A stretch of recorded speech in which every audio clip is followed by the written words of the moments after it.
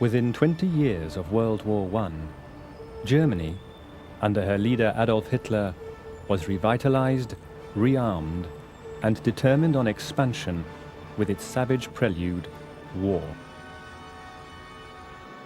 Since 1918, the keenest military minds had undertaken a searching analysis of the Great War and reached a radical decision that would change the face of Europe. In a modern war, Germany was determined never again to be brought to her knees by a long, drawn-out blockade. It was unthinkable that the horrors of the trenches should ever be repeated, so campaigns would need to be swift and decisive. In 1939, Germany's rearmament was still far from complete. But if Hitler delayed his plans any longer, Germany's enemies might then be too strong for her. To be successful, he needed easy, quick, and decisive victories. It was here that the ideas of General Heinz Guderian came to appear increasingly attractive. A man of acute and perceptive intelligence, he had devoted much thought to the question of how tanks might best be used in battle. Plans and tactics were tried out in war games and maneuvers, which soon convinced Germany's dictator that he had discovered the way to make his dream become a reality. On the 1st of September 1939, the German cruiser Holstein, on a goodwill visit to Poland, lay at anchor in Danzig harbor. Giving no warning, she opened fire with her heavy guns. Hitler was about to plunge Europe into years of barbarity and turmoil on an unprecedented scale, made possible by the brilliant application of a new, devastating war tactic: Blitzkrieg.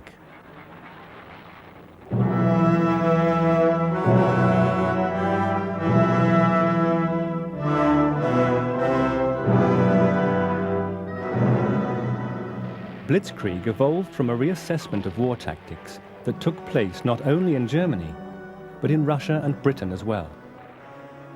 Two perceptive British military theorists, Major General J.C. Fuller and Captain B. Liddell Hart, understood that the introduction of the tank during World War I had opened up hitherto undreamt of military possibilities.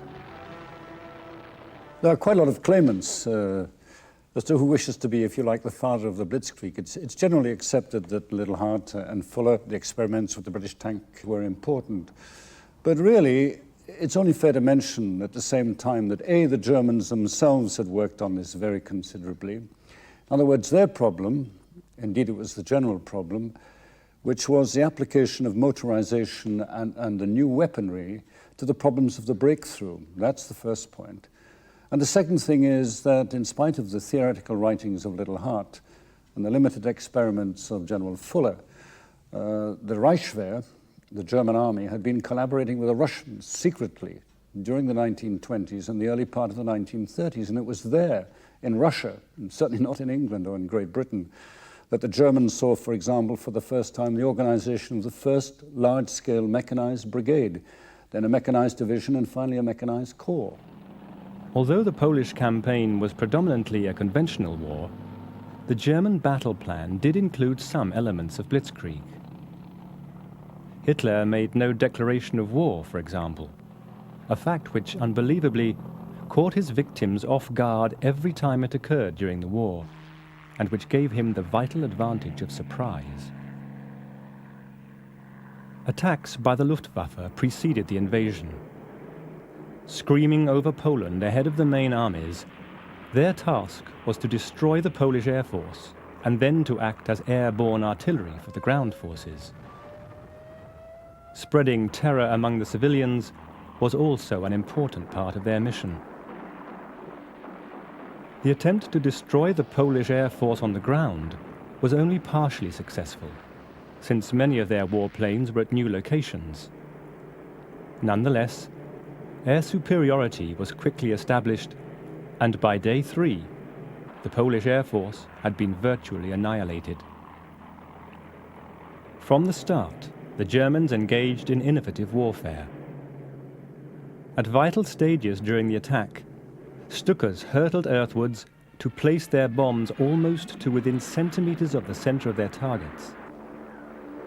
Coordination between the Air Force, the motorized and armored formations was exemplary, providing enormous flexibility, especially in the absence of artillery support. When Hitler visited the tank corps soon after the invasion, it was the destruction that the panzer divisions had caused which astonished him most. Guderian had lost only 150 men and 700 wounded. The Blitzkrieg elements were falling smoothly into place. By far the greater part of both armies in 1939 was of traditional composition. While the Germans made highly effective use of available railways and of their limited number of air transports, their forces remained enormously dependent on horsepower. What people always fail to remember is, in fact, that the German army in 1939, indeed the entire German armed forces, were hardly as mechanized as one would suppose an army today to be. Much of the logistics was horse-drawn. This had an interesting impact on the Luftwaffe, the German Air Force. They could range far and wide, but whenever they had to move their bases forward, much of their supplies, including the fuel for the aircraft, had to come in by horse. The result is that the pace of their ability to move their operations eastward was much diminished. The elite of the old-fashioned Polish army was considered to be the mounted cavalry. Galloping fearlessly across the battlefield, like ghosts from a lost age, desperate cavalrymen were committed to the ludicrous activity of charging the German tanks with their lances and sabres. The attitudes and methods of the Polish High Command were no less outmoded. Endeavoring to hold a thin and overextended front of 2,000 kilometers, the Poles fought with selfless bravery. But against the matchless military efficiency of the invaders, such victories were short-lived. I think the Poles were overwhelmed. They were still fighting a 19th century war or a First World War with cavalry, whereas the German military commanders, essentially because they were quite young, remember the German army had been rebuilt, and that meant that a lot of the line commanders were young guys who wanted to try out new ideas, also true in the Air Force. So they didn't have the same kind of preconceptions about how to fight the war.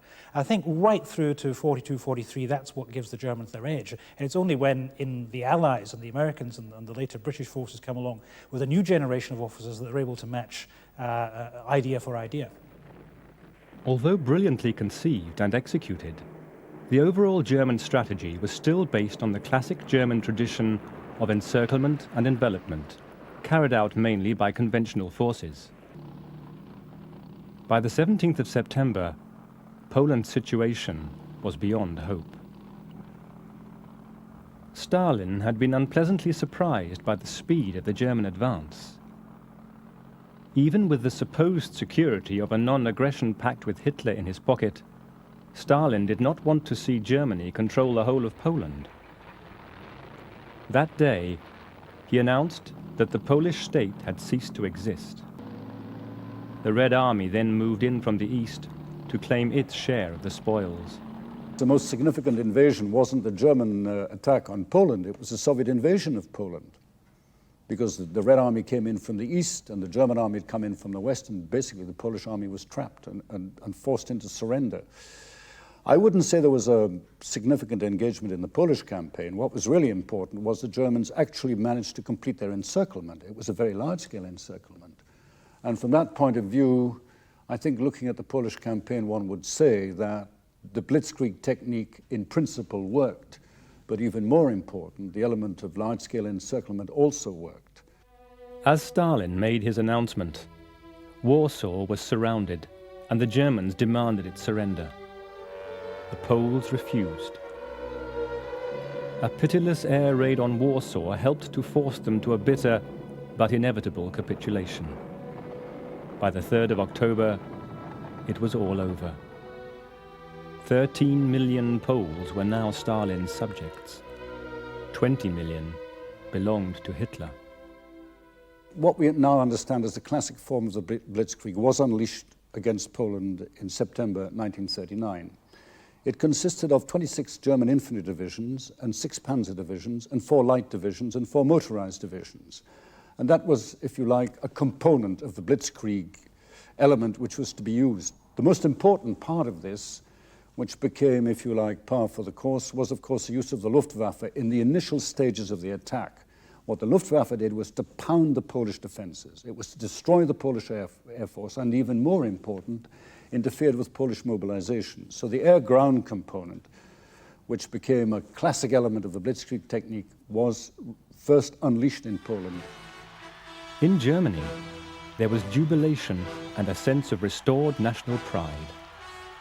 The nation's virile leader acquired new prestige and laurels from the fatherland, and the Third Reich sensed that it was entering into a glorious new world of its own making. Among Germany's enemies, there reigned dismay and apprehension. Treat yourself to the best gift in history this holiday season. Enjoy unlimited access to award-winning podcasts and thousands of hours of original history documentaries released weekly exclusively on History Hit. There are topics for all history lovers, from Pompeii to D-Day. Sign up via the link in the description for an exclusive discount. Don't miss out on this incredible opportunity to explore the past like never before with History Hit. Their disquiet was well-founded. Yet the next display of German military speed, codenamed Exercise Weser, was caused by the tardiness of the British themselves. It's safe to say that Norway would have been invaded one way or the other, either by the British or by the Germans. And in fact, the Germans merely got their retaliation in early.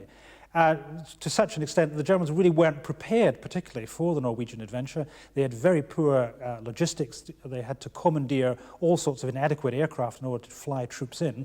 And the Norwegians indeed put up a very stiff resistance. So I think actually the outcome of the Norwegian campaign is much more in the balance than has seemed in retrospect. Norway and Denmark were both neutral countries. Their strategic importance became crystal clear, however, when Hitler realized that Germany's supplies of iron ore from Sweden could easily be severed by an Allied force. On the 7th of April, German forces launched their invasion of Denmark and Norway by land, sea, and air to grant those countries the euphemistically phrased protection of the Third Reich. The Wehrmacht swept over the border into Denmark, and as troops landed at Copenhagen, the Luftwaffe circled ominously overhead. Denmark had no choice but to accept an ultimatum and surrendered early on the 9th of April to its mighty neighbour. The Norwegian campaign wasn't a blitzkrieg in the classic sense. What the Norwegian campaign was a combination of airborne operations and naval operations.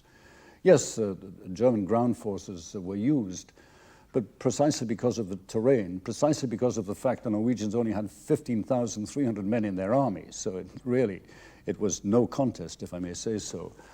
I think you can only regard that as a blitz operation in the sense, yes, you had the use of airborne forces and the very considerable use of the air element. But the nature of the terrain, I mean, Norway itself, was not to be compared, for example, with the flat open plains of Poland. Norway had last seen a war in 1814 and was totally unprepared for the invasion.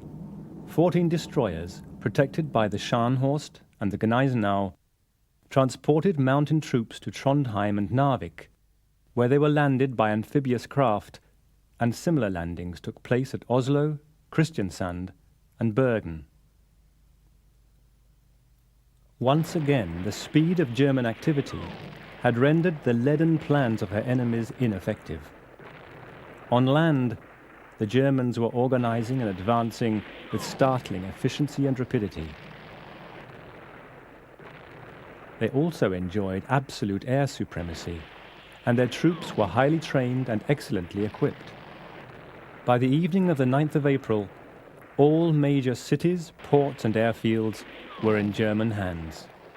The door to Scandinavia was now slammed in Britain's face, and, buoyed with success, the Führer confidently focused on a more glorious prize than any he had yet attained: France.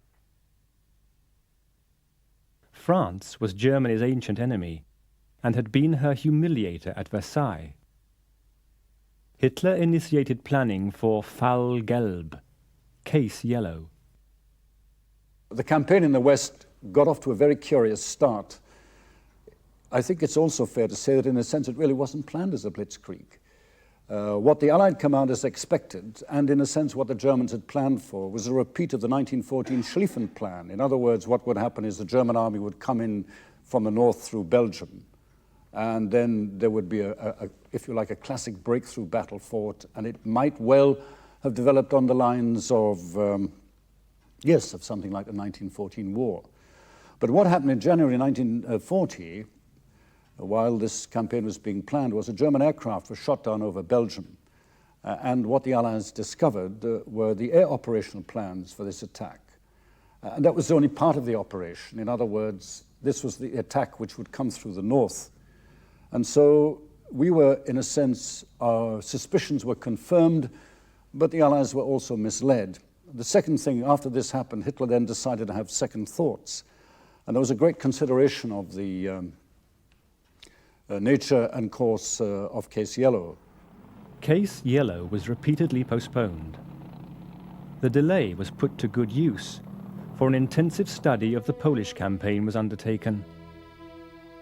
The role of the armoured divisions and the other Blitzkrieg components came under particular scrutiny. One of the men eager to discover what improvements could be introduced was Heinz Guderian, one of Hitler's most capable generals.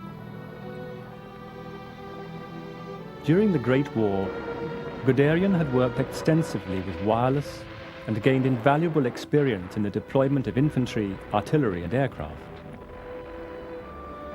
He had a clear vision of the force he wished to create. His tanks would be concentrated in armoured divisions, not dispersed in small numbers.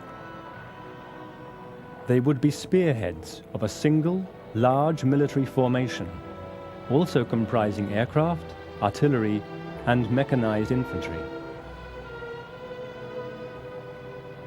The commander would not be stationed far in the rear, but would operate near the front, responding instantly to changing situations and issuing orders by wireless directly to his units. Making the most efficient use possible of available technology was only part of Guderian's work. He also had a clear understanding of the value of proper training, and that it was vital to encourage drive and initiative even in the lowest ranks. The German army as a whole had incomparable standards. The men of the tank arm were trained to an even higher pitch. German tanks were very good in the sense of the engineering and the engines, but they had very small guns. It took quite a while before both sides realized that you could put quite heavy artillery on a chassis and send it into battle. In fact, the German tanks early on in the war, in 1939 and up till the Battle of France, carried very small caliber cannon and light machine guns. They were essentially just an armoured reconnaissance force which forced its way through the opposing troops. And it was the guys with the guns coming out behind who did the business.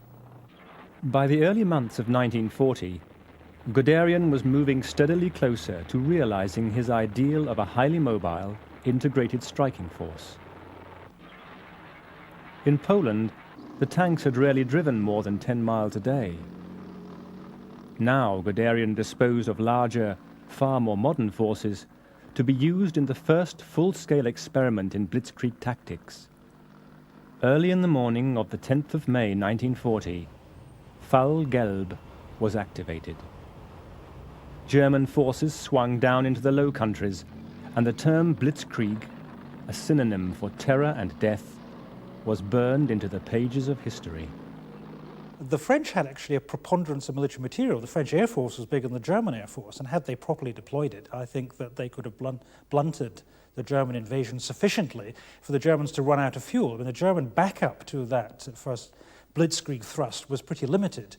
If they'd managed to be held for a sufficient number of weeks, then they would have run out of fuel and material, and we might have been back to something like World War I. The strategy that had eventually been settled upon for the attack was of glittering audacity. A surprise offensive was launched through Holland and Belgium, which it was hoped would draw the Allied forces northwards, away from their entrenched defensive positions in France. Then a powerful concentration of German armour crashed through the weakly defended Ardennes region. Without real opposition, this arm of the attack would thrust into France to tear the Allied armies in half.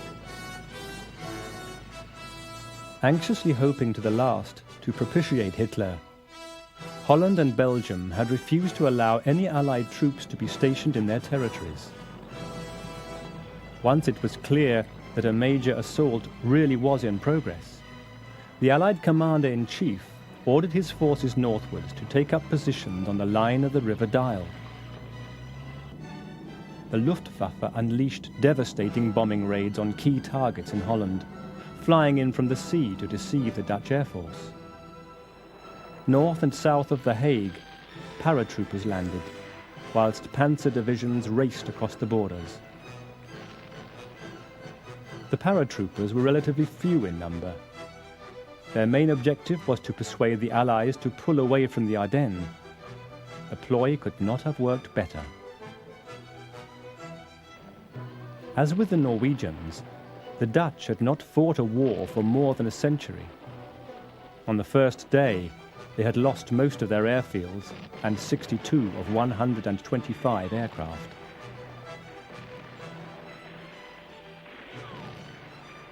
Belgium fared even worse than Holland. The garrison of the so-called impregnable Fort Eben-Emael was still dormant when German gliders silently landed in their midst. Combat engineers dropped charges into 14 gun barrels and disabled them, whilst machine gun fire kept the defenders at bay until the motorized divisions arrived. The great stratagem was working immaculately, and it was reported that when Hitler was told, he almost wept for joy. To the south, the 7 armoured German divisions leading the principal offensive were feeling their way through the Ardennes. Believing a passage to be impossible here, and relying on the massive fortifications of the Maginot Line, the French had largely neglected this region, and the Germans had to contend with little more than a bemused Belgian horse soldier peering uncomprehendingly through the trees. Although French airmen observed the German movement, their reports were ignored. So the vast assemblage edged on unhampered toward the River Meuse and France. The Maginot Line was not quite as stupid an idea as people have made out in retrospect, because had there been a central armoured thrust against it, it might have been difficult to break through. The whole point of the German Blitzkrieg is it went round the side, and it was more a matter of the stupidity of the politics of not actually building round the side that got in the way of the success of the Maginot Line. The River Meuse was the one great obstacle confronting the invaders. It was reached on the morning of May the 13th. Despite skirmishes, the defenders still remained in ignorance of the scale of the impending onslaught. Away to the north, a large clash of French and German armour confirmed the Allied command in their mistaken analysis of German intentions. The Meuse was to be crossed at 3 points. Exploiting German air superiority, the defenders at Sedan were subjected to an intensive bombardment lasting 6 hours. It was a murderous onslaught, and Guderian's engineers crossed the river swiftly afterwards, followed by the 1st Infantry. By evening, the Germans had smashed their way across and were on the other side in strength, having at last broken the shattered French forces. The 2 other crossings had also been successfully forced, a crippling blow to the whole Allied defence. In front of the Germans lay long stretches of ideal tank country, held mainly by poorly trained, ill-equipped and elderly reservists. The flying artillery of the dive bombers was already at work, wreaking wholesale destruction, inspiring widespread terror. Behind the spearheads, extending back from the Meuse nearly to the Rhine itself, crowded the 25 divisions of the supporting infantry. That same day, May the 15th, 1940, Holland surrendered. On the following day, as the breach ripped in the southern French defences widened dramatically, it was belatedly apparent to the Allied command that a potential catastrophe was in the making. The slow, clumsy bombers sent against German targets were sharply repulsed. The armies attempting to make a hasty retreat from the lowlands found the roads choked with panic-stricken refugees. For transmission of orders and reports, the Allied command relied heavily on dispatch riders and on the telephone network. Except that now, neither could be relied upon. In the aftermath of invasion, hundreds of French aircraft had been hurriedly removed to safe locations. Now, no one could find them. The skies were becoming the unchallenged domain of the Luftwaffe. Early on in the war, the ability to drop a bomb directly onto target, if you were very far away from the target, was limited. Now, the Stuka, the J-87, though it was an old rattling thing that went very, very slowly, could barely do more than 100 miles an hour, the point was it got the guy to just over the target where he could put the bomb right down the plug hole. So the dive bomber, the bomber that went right down on its target, was ultra accurate for its time, and that's the issue in terms of cutting-edge technology. The Germans had it, whereas the British and the French were very much behind when it came to dive bombing, and their accuracy of their bombs early on in the war was very poor. In many Allied units, morale and discipline were evaporating. The twin German spearheads thrust on, piercing deeper into France. Guderian's amazing sweep from the Meuse to the sea exemplified Blitzkrieg in its purest and most lethally efficient form. Urged on by their impetuous commander, and to the increasing alarm of some of his superiors, his tanks drove onward to the coast, frequently covering 50 miles a day and far outstripping the supporting infantry. Often the mere sight and sound of the thundering tanks was sufficient to disperse any opposition. The disaster at Sedan caused consternation among the French High Command. Astute French officers had read correctly the lessons of Poland. Tragically, their generals suffered from the military equivalent of dyslexia and blithely ignored them. New technology had been accepted only grudgingly. New ideas, never.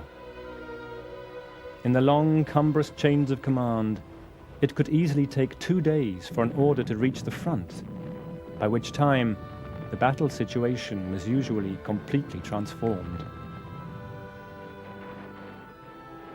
Guderian's tanks drove relentlessly on. All over France, wild rumors abounded.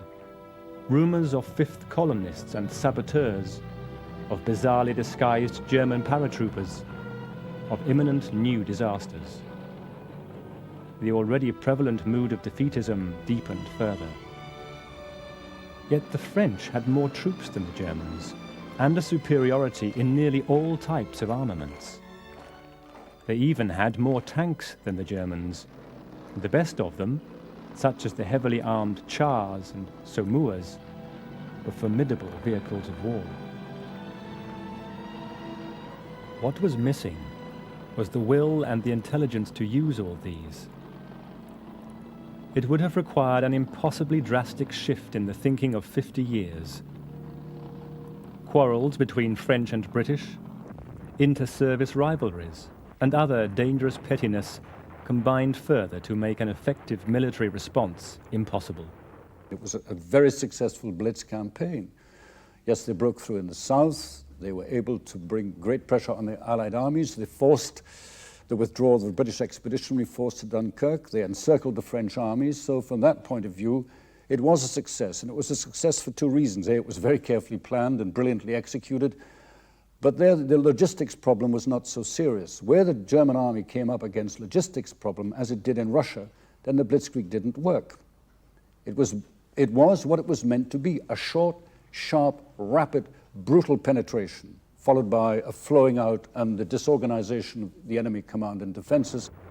On May the 20th, Guderian reached Amiens. The last link between the Allied forces to the north and south was severed, adding still further to the already dire confusion in the chain of command.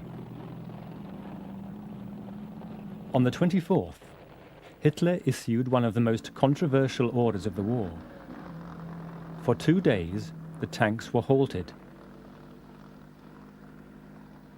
This respite prevented a massacre taking place during the subsequent evacuation of the BEF from Dunkirk. France now faced the mighty German forces alone. They were unable to hold back the ineluctable tide of men and weapons.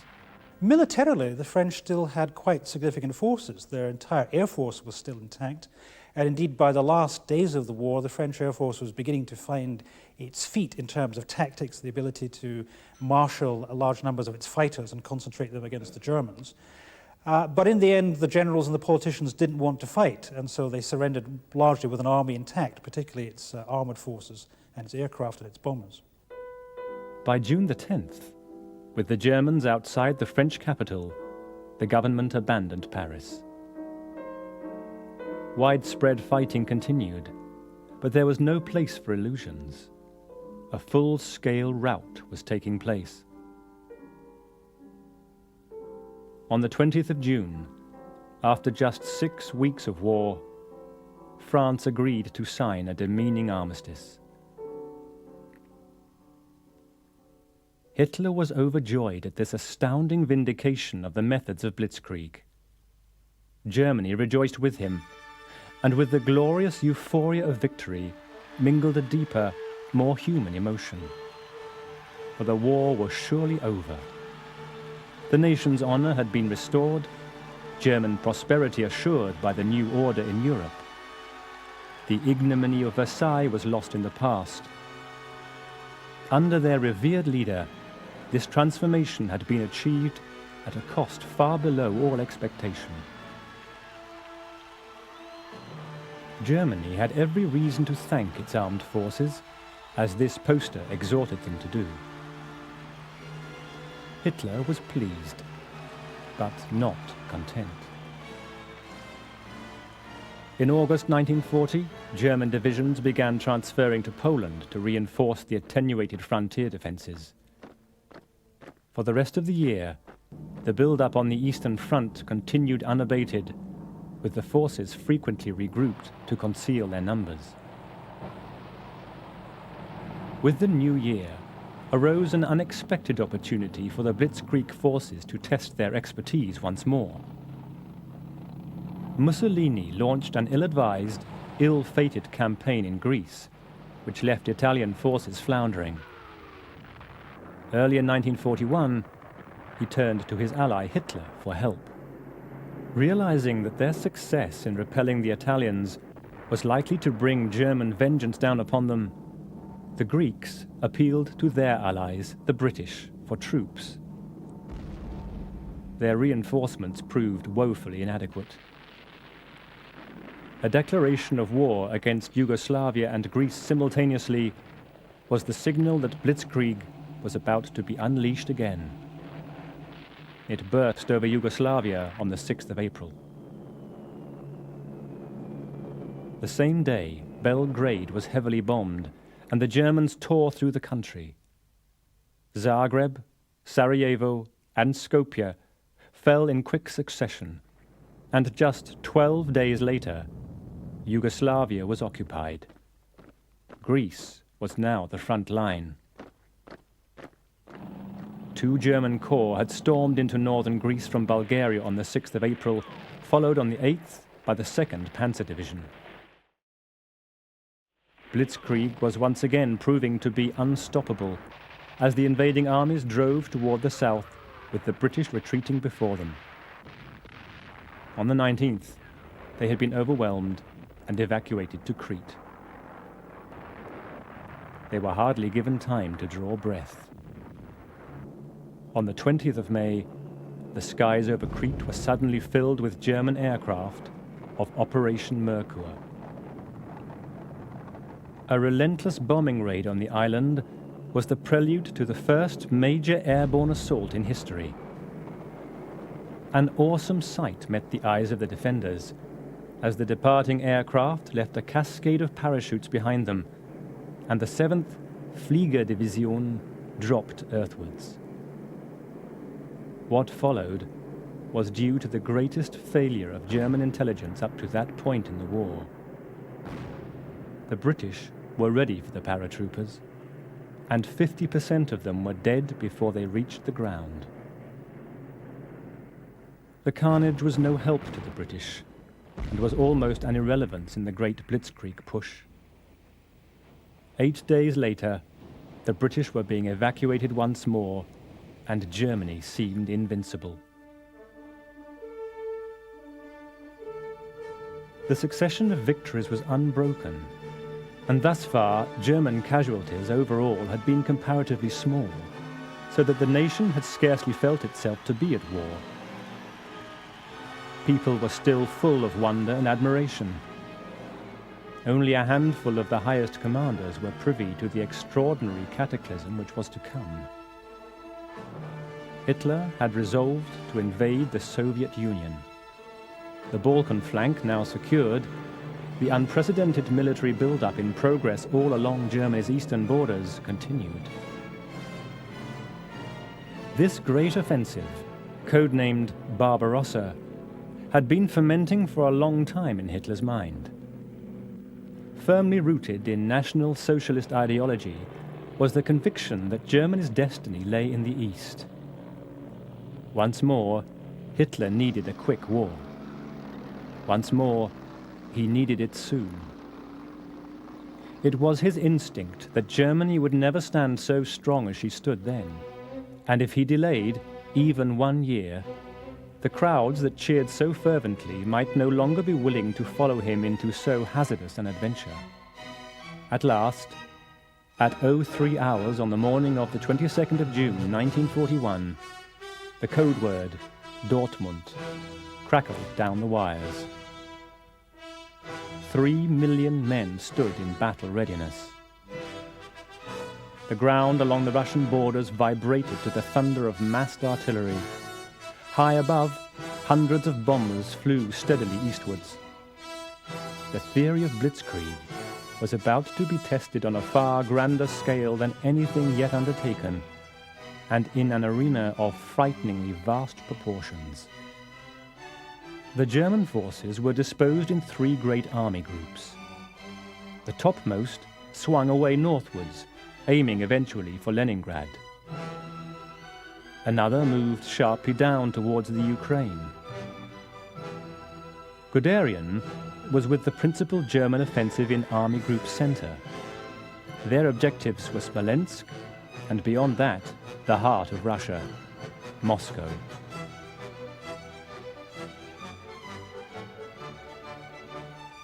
The invasion forces scythed through hopelessly disorganized opposition and moved rapidly onward.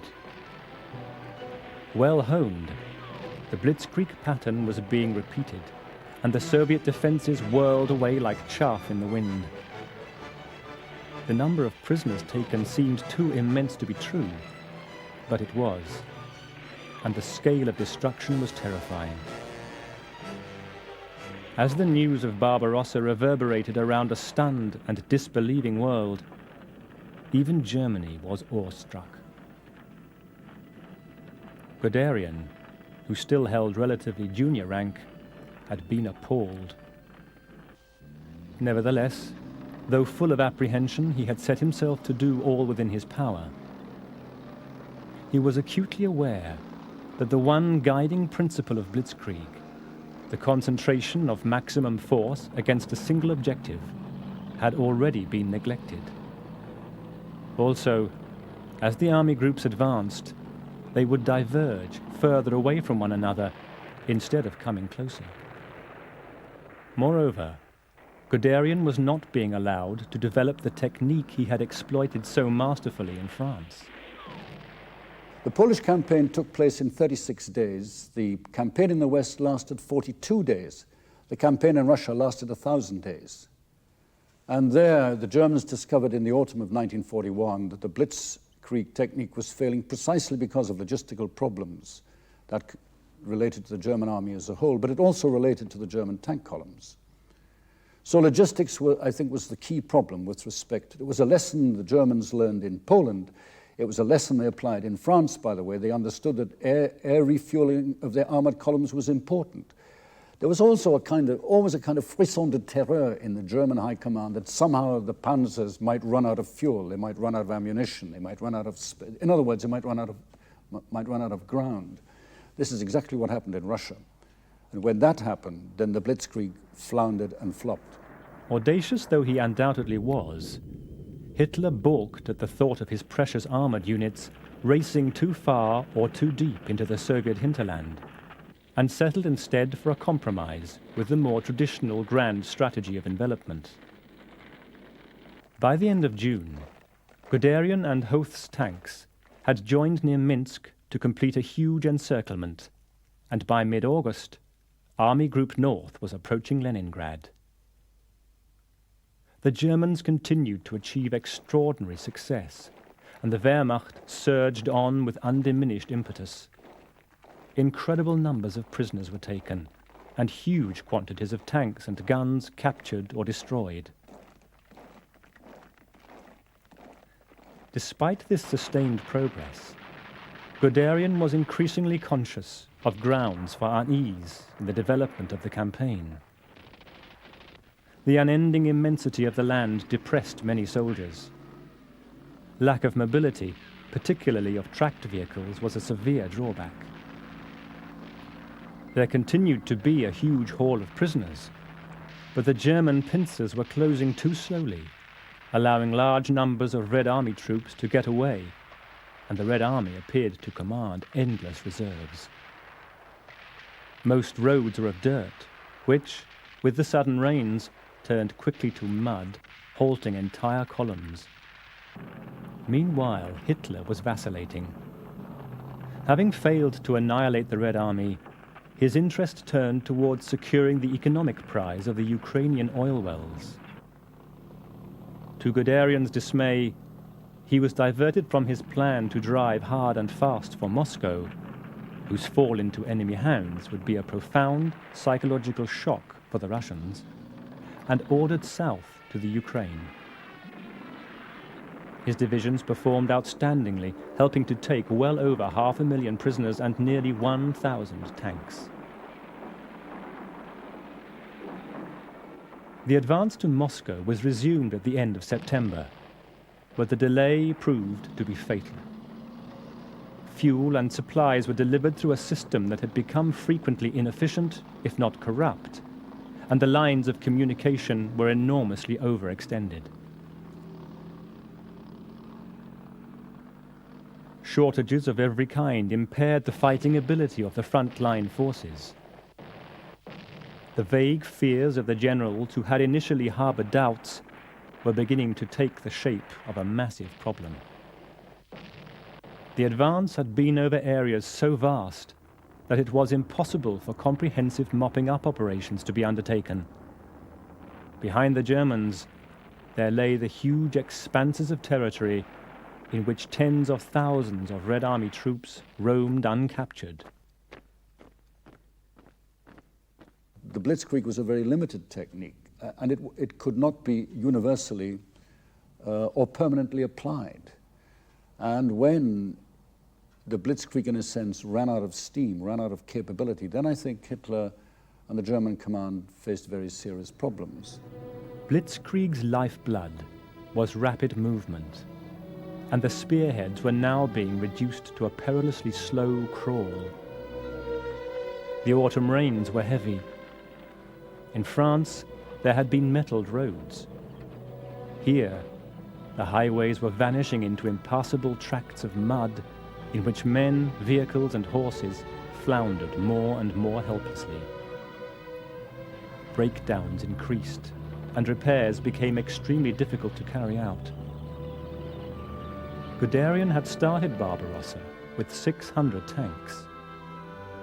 By the middle of November, he was left with just 50 that were operational. With the first frosts came a cruelly short respite.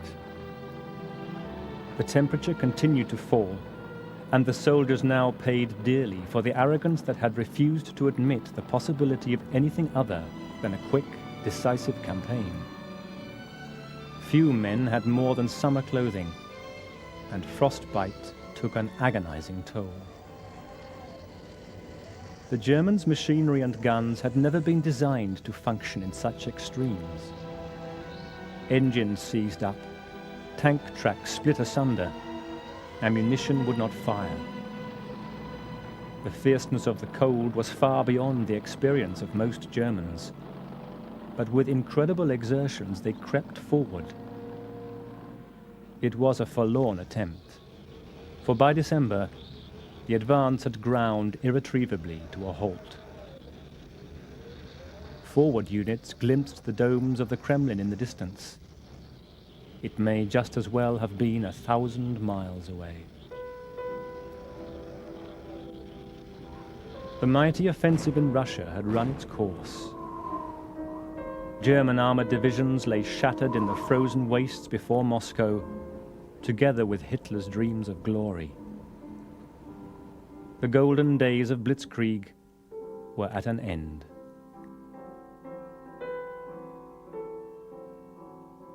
An angry Hitler proclaimed himself supreme commander and dismissed many of his highest generals. On Christmas Day, 1941, Heinz Guderian was relieved of his command. A shameful way to treat such a committed soldier. As with so many aspects of Germany's war effort, Blitzkrieg was ahead of its time, revolutionary in its execution. It had contained the potential to bring Hitler the rewards he so ravenously sought. Blitzkrieg. The term will always be synonymous with fear and instant destruction. It conjures up the terrifying images of howling Stukas, thundering tanks, and the victorious advance of the swastika. Although the unparalleled success that it achieved early in the war was finally thrown away, in its time, Blitzkrieg was at the forefront of innovative warfare, and for that reason, its place in the history books is rightfully assured.